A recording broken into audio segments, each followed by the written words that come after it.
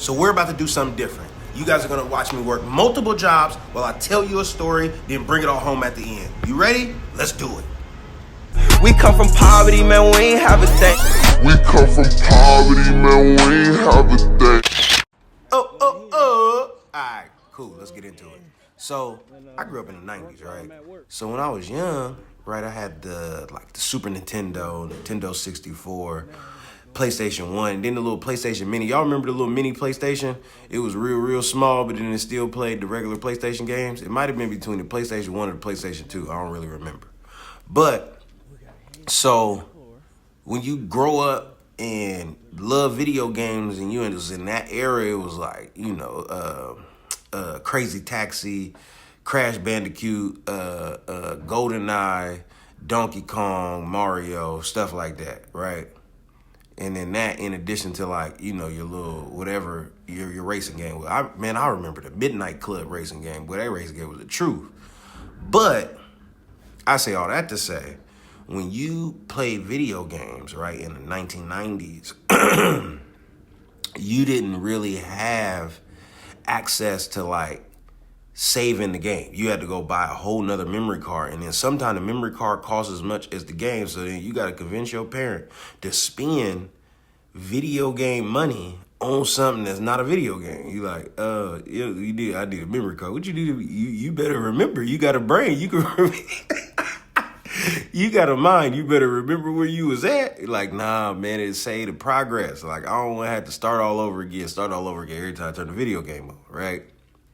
So then once you was finally able to convince your parent to get you a little memory card, now the next hurdle is, okay, which games memory do you let's say you got 3 games. Man, the memory card might only say 1.5 games worth of memory. So you're like, okay, what game do I want my progress saved, or my little customized car, or whatever the case may be? But 9 times out of 10, we grew up in an environment where you had to start over again. Now listen, there's an added layer, right, to my specific situation, because in addition to having to start the game over again, right, most months, around the middle of the month, when the money would run out, then I got to send the game to the pawn shop. You feel what I'm saying? So not only do I not have the ability to have my progress saved where I can start from, I might spend 4 hours, you know what I'm saying, for a valid hour. Come on, man, I have brothers, so if I spend 4 hours and they wasn't playing the game or bothering me about playing the game or throwing an attitude about playing the game, bro, this was a special day. So you spend 4 hours getting through the levels, boom, you done beat the bosses, you collected the coins, you did all of the stuff.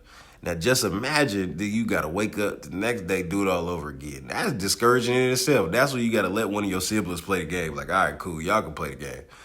But then you do all of that. Now you got the memory card. Now you can start from where you was at and stuff like that. But now you come home from school and it's pawn shop day. All right, man, let's pack up your video game, put it in the box. We got to take it to the, you know what I'm saying? So we could, and then, right, you got to get over your emotions. You gotta process it in a way without your game, we might not have food to eat, player. We might not have gas, so we could go, you know what I'm saying, handle everything we need to handle. So, and you got to take that, you know what I'm saying, you got to take that responsibility on the chin. You got to, okay, cool. You know, I'm being a productive member to the family, and I'm helping the family by not crying like a little, you know what I'm saying, when my game got to get pawned.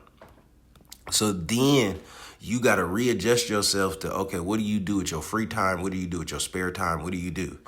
You adjust, you readjust, you reacclimate, you go outside, you run around you know what I'm saying? And that, hey, look, in today's day and age, I don't know what these kids would do. You know what I'm saying? You talk about, you take the Wi-Fi to the pawn shop, forget the video game, you take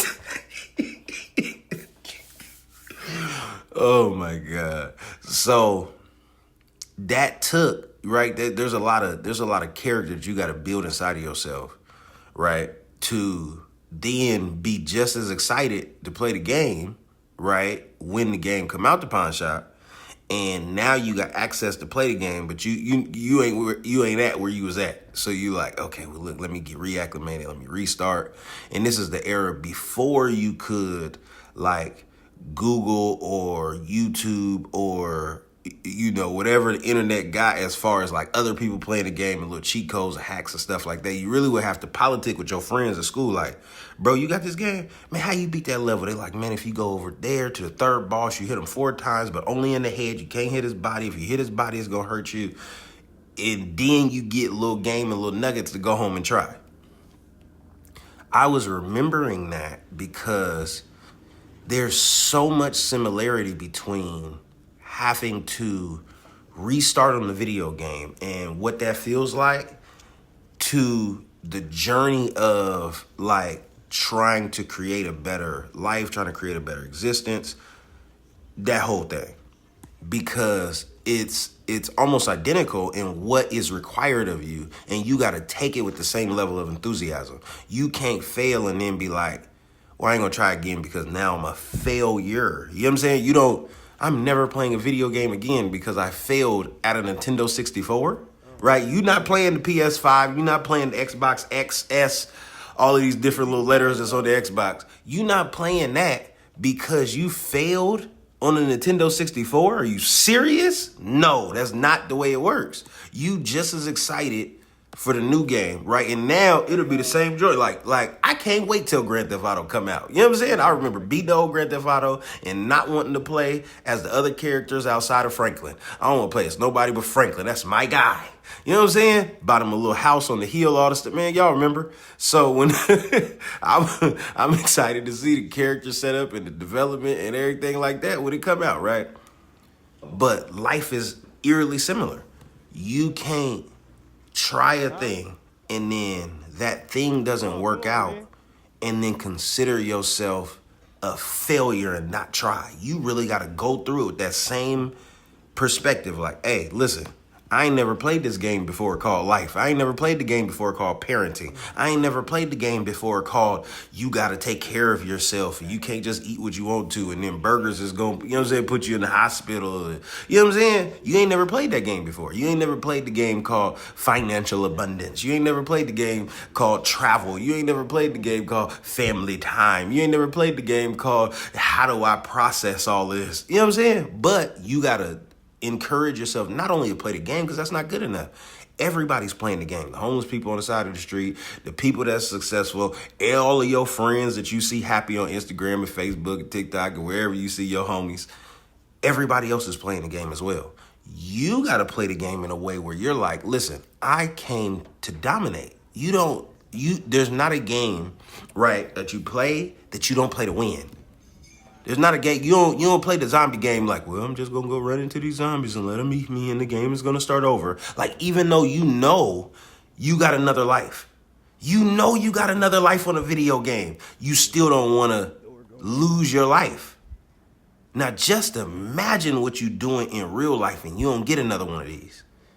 You ain't attacking it the same way, and you don't get another one of these. You don't get another redo. There ain't no another retry. There ain't gonna be no reset button. None of that. You really gotta pay, and then there's unlimited memory saved. There's unlimited memory saved. The world's memory. Oh my God, you talking about terabytes and clarabytes. You know what I'm saying? There's unlimited memory saved in the game called life, especially when you do something that ain't the right way, even though there ain't no such thing. In life, there's no such thing as right or wrong. There's really just effective, non-effective, right? There's fast or slower. There's something that you do that has like the maximum amount of ability to put you in the right position. And then there's stuff that you could do to make life a little difficult for you.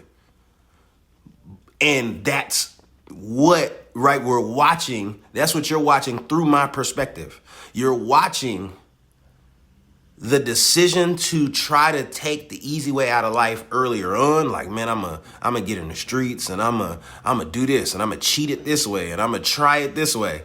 Now, when that's fine, but please understand that when it doesn't work out, because ultimately it's not gonna work out, you're gonna be that much further from where you could have been had you put the work in, because the work is required. There is no alternative to doing the work. Ain't nobody gonna beat this game for you. You can't go on YouTube and watch somebody play the game called life. So you gotta play this, and you gotta play this game to win. All right, y'all. We'll see y'all in the next video. And go ahead and do all that YouTube stuff. Like, subscribe, share, and all of that. We come from poverty, man, we ain't have a thing. We come from poverty, man, we ain't have a thing.